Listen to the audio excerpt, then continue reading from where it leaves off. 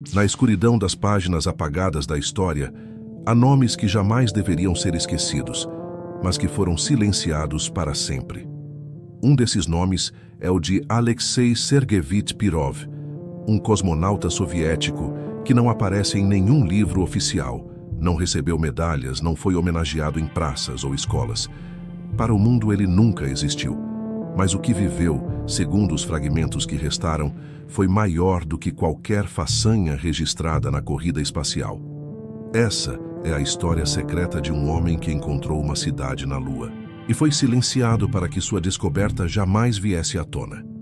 Tudo começa no final da década de 1960, quando a União Soviética ainda competia ferozmente contra os Estados Unidos pelo domínio do espaço.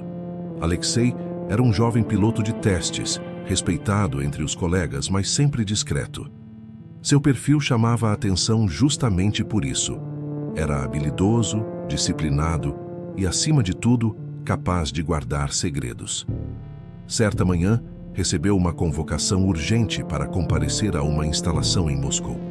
Nenhum detalhe, apenas um aviso: compareça imediatamente. Quando chegou, foi conduzido a uma sala fechada.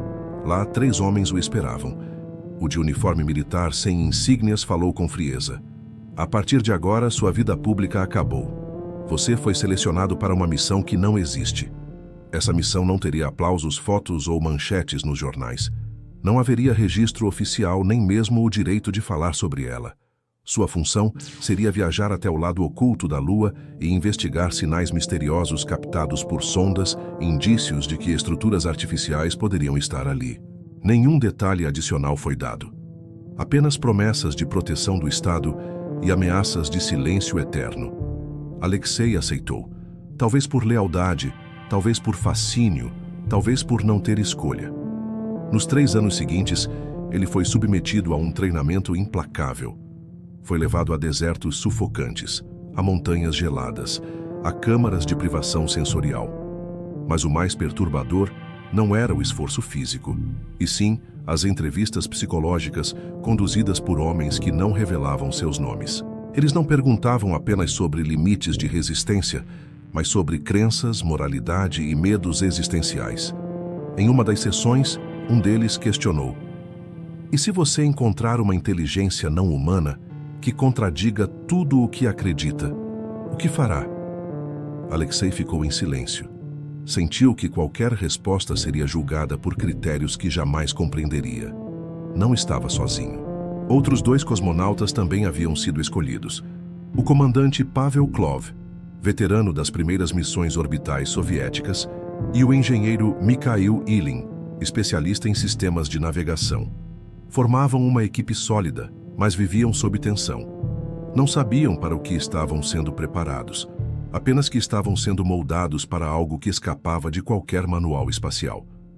Na semana do lançamento, foram levados para uma instalação secreta próxima a Baikonur, sem janelas, sem marcações, sem comunicação com o mundo externo. Na véspera da decolagem, um general que nunca tinham visto entrou na sala e disse apenas: o objetivo não é pousar. O objetivo é observar. Relatem somente pelo canal restrito. Vocês sabem o que isso significa. A nave decolou de madrugada, sob absoluto sigilo. Diferente das espaçonaves usuais, ela trazia instrumentos sem identificação, painéis que não pertenciam ao arsenal soviético conhecido, sensores de origem incerta. Até a cabine parecia adaptada para algo além de uma simples missão de exploração. A viagem até a órbita lunar correu sem incidentes, mas assim que cruzaram para o lado oculto, o silêncio os envolveu. Todos os sistemas funcionavam, mas não havia nenhum sinal vindo da Terra, nem estática, nem ruído, nada. Foi nesse vazio que os 3 viram o impossível. 3 objetos imensos surgiram diante deles, negros, sem janelas, sem luzes. Não se moviam de maneira brusca, não atacavam, apenas observavam. De repente, uma vibração preencheu a cabine e uma voz não humana ecoou diretamente em suas mentes: nós os vemos. Sabemos quem são. Foi tudo. Então silêncio outra vez. Pavel e Mikhail se entreolharam aterrorizados.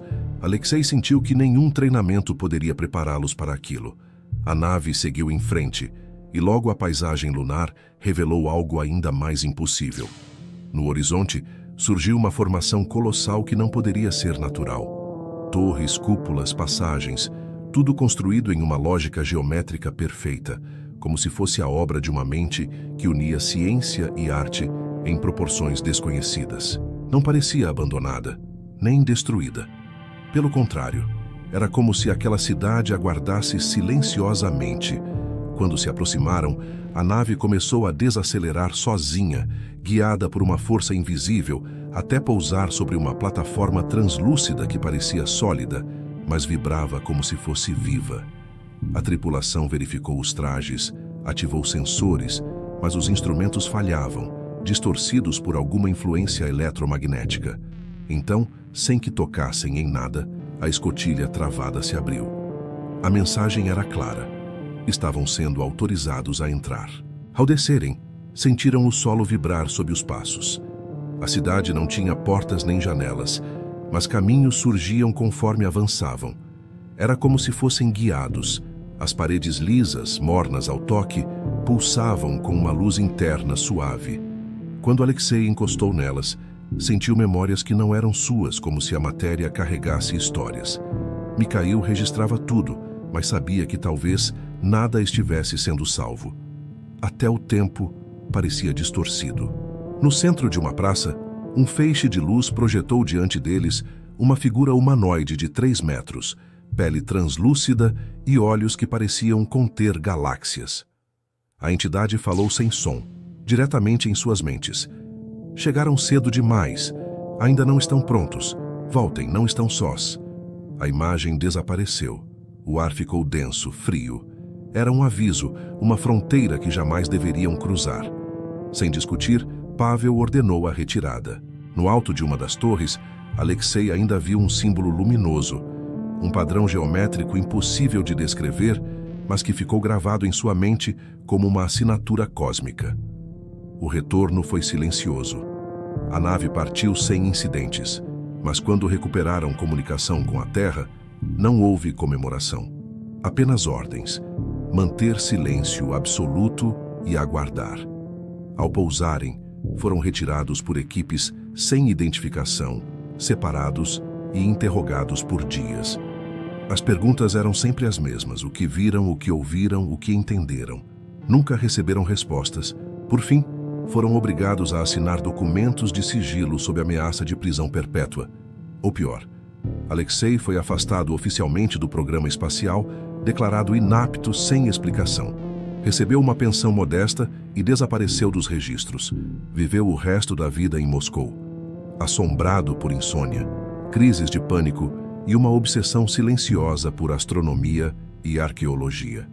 Descobriu em pesquisas clandestinas que os americanos também haviam encontrado algo na Lua e que tanto eles quanto os soviéticos decidiram encerrar abruptamente suas missões. Era como se ambos os países tivessem feito um pacto de silêncio.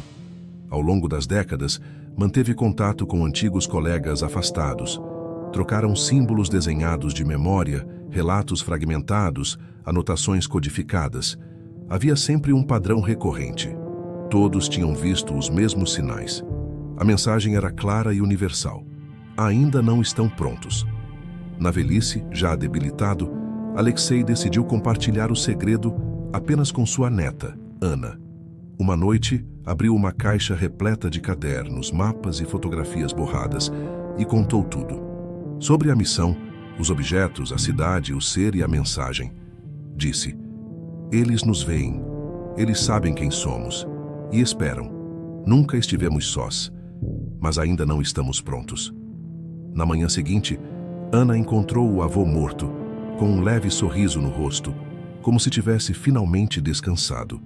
Hoje ela guarda seus registros em segredo e sabe que um dia, quando a humanidade estiver preparada, essa história precisará ser revelada por completo, porque a cidade continua lá, silenciosa, observando, esperando. E quando o tempo certo chegar, o contato não será mais evitado, será inevitável. E mudará para sempre tudo o que sabemos sobre nós mesmos e sobre o universo que nos cerca. Se essa história te prendeu, imagina as outras. Então já deixa o like, se inscreve e ativa o sininho para não perder nada. E até mais.